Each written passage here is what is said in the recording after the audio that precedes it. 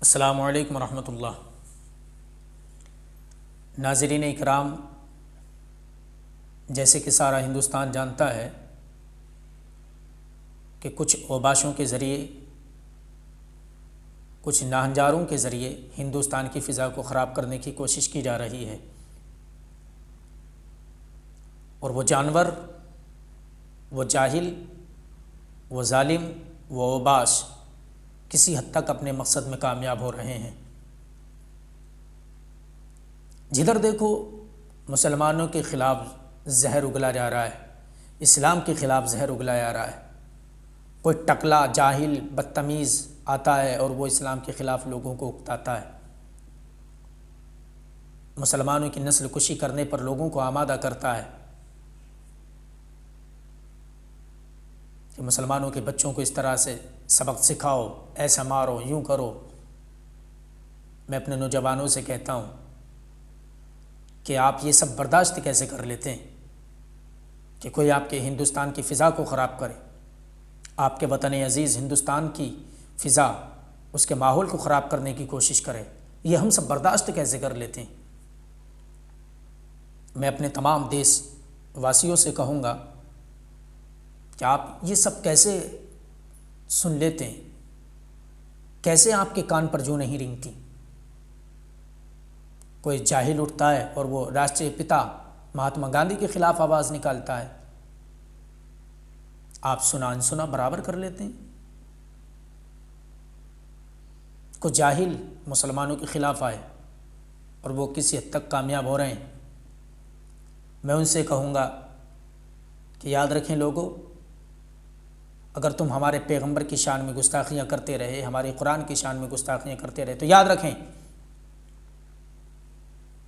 ये जो हमारे जिस्मों पर हमारी गर्दनें हैं, ये हमारे नबी का सदका है, ये उसी पैगंबर के नाम पर कुर्बान हुआ। सरफरोशी की तमन्ना अब हमारे दिल में है, देखना है ज़ोर कितना बाजुए कातिल में है। जिस दिन हिंदुस्तान का नौजवान जाग गया, इन जालिमों को जो हिंदुस्तान की फ़िज़ा ख़राब करने की बात कर रहे हैं, कोशिश कर रहे हैं, उन सब से यही कहेगा कि अब हवाएं खुद करेंगी रोशनी का फ़ैसला, अब हवाएं खुद करेंगी रोशनी का फ़ैसला, जिस दिए में तेल होगा वो दिया रह जाएगा।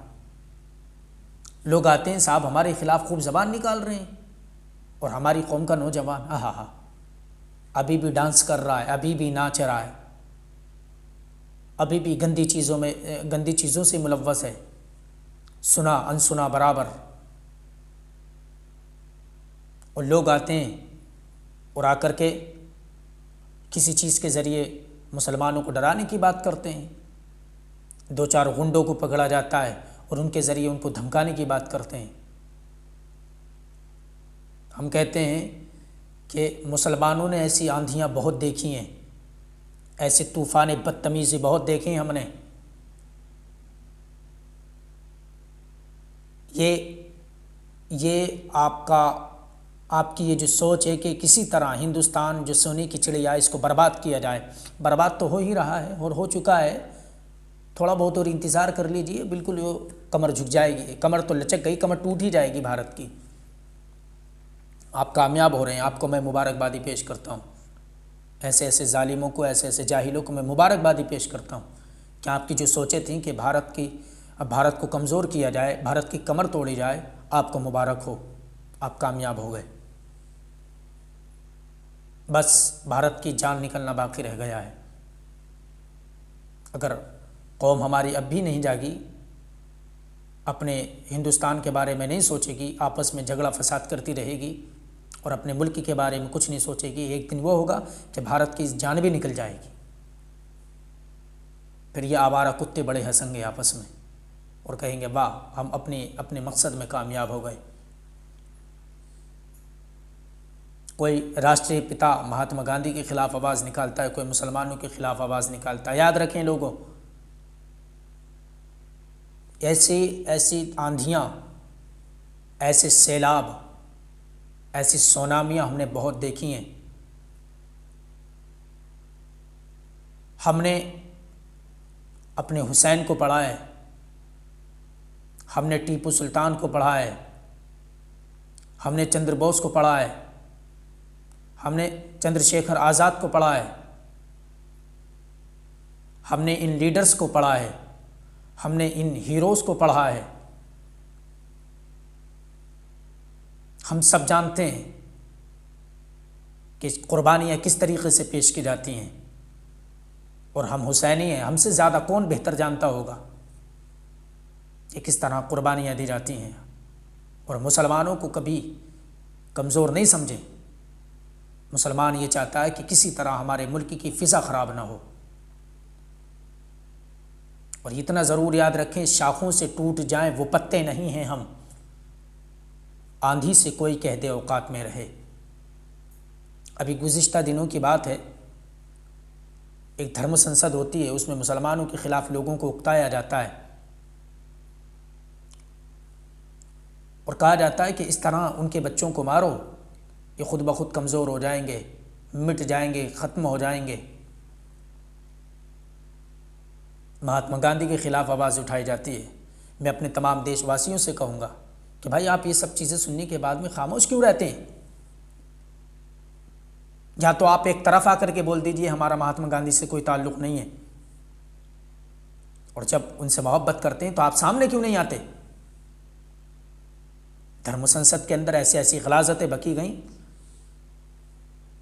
कभी मुसलमानों के ख़िलाफ़, कभी राष्ट्रपिता के ख़िलाफ़, और जो हिंदुस्तान को जोड़ने की बात करता उसके ख़िलाफ़। अजीब बात है।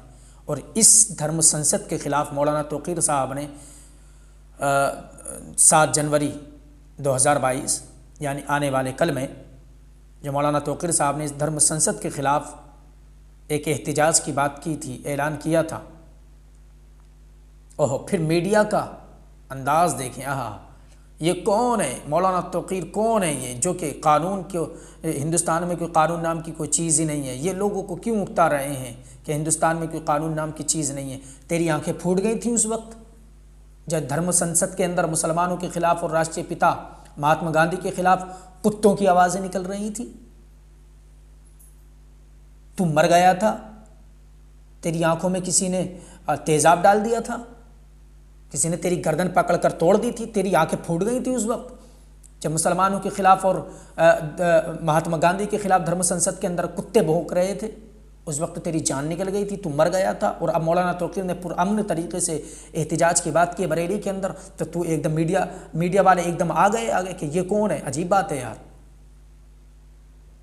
उस वक्त तुम्हारी आंखें फूट जाती हैं, यहाँ आकर के कानून याद आ रहा है। ये कुछ मीडिया वाले ना, अक्सर मीडिया वाले ये खुद चाहते हैं कि देश को किसी तरीके से तोड़ा जाए। मैं सबकी बात नहीं कर रहा हूँ, कुछ अक्सर मीडिया वाले ये चाहते हैं कि देश को तोड़ा जाए। और मीडिया वाला जाहिल वो खुद आकर के कहता है कि हम मुसलमानों के साथ इस तरह करेंगे, ये करेंगे। यार भैया, हमें तू आगरे का पेठा मत समझ, हमें गुलाब जामुन मत समझ कि 50-60 रुपए में ख़रीदा और खा गया। अगर हमें खाने की कोशिश करेगा तो हम कुछ कहेंगे नहीं, मगर हम वो हड्डी भी बन सकते हैं कि जो गले में है ऐसा अटकेंगे कि ना निगलने की सोचेगा, ना उगलने की सोचेगा। अजीब बात है यार। पूरे भारत की फ़िज़ा को ख़राब करने की कोशिश की जा रही है और हमारे भारतवासी खामोश बैठे हुए हैं। चलिए हम इस पर कभी और बात करेंगे।